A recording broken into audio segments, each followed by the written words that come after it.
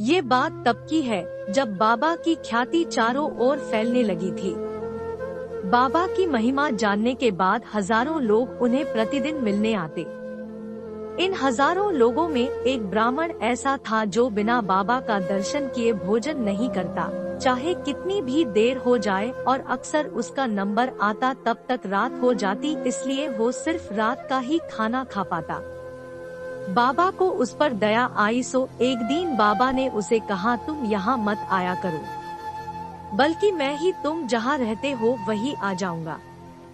वो खुश हो गया ये जानकर कि बाबा खुद उसके घर आएंगे तो मैं उनके साथ ही खाना खाऊंगा। अगले दिन वो खाने की थाली सजाकर बाबा की राह देखने लगा।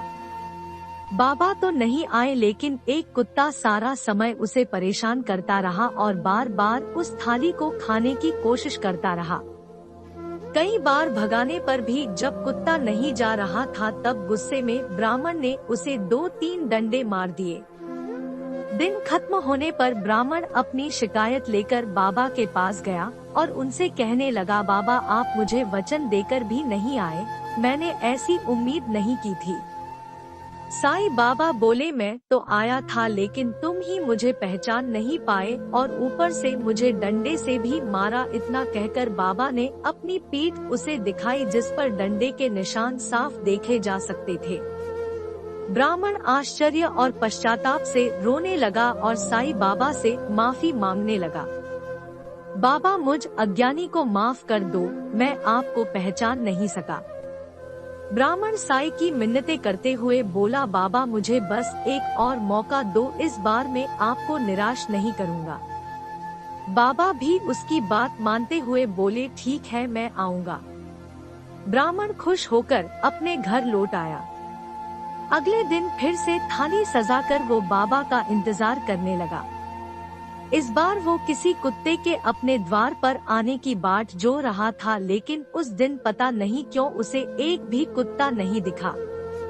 दोपहर हो गई, कुत्ता तो नहीं आया, पर एक बड़ा ही गंदा, कई दिनों से नहाया ही न हो और जिसके शरीर से काफी अंतर पर भी बदबू आती हो, ऐसा भिखारी आया।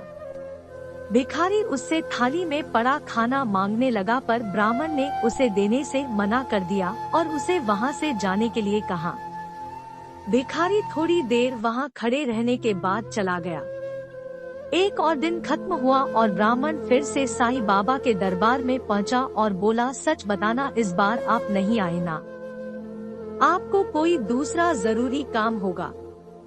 बाबा बोले, मैं आया था और खुद तुमसे वो भोजन भी मांग रहा था, लेकिन तुमने फिर भी मुझे बिना खिलाए ही लौटा दिया।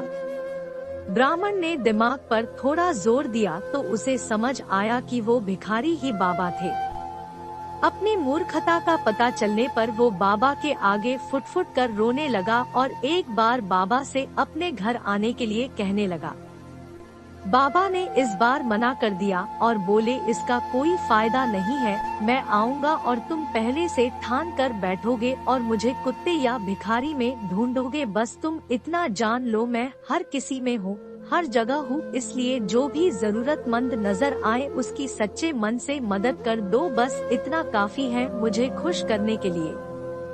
आज की स्टोरी आपको कैसी लगी है? अच्छी लगी है तो इस चैनल को सब्सक्राइब करें, लाइक शेयर करें, जिससे हम ऐसी अच्छी वीडियो क्रिएट करते हैं और ऐसी अच्छी वीडियो हम स्टोरी लाते रहेंगे। सब्सक्राइब करके बेल आइकन को प्रेस करना ना भूलें।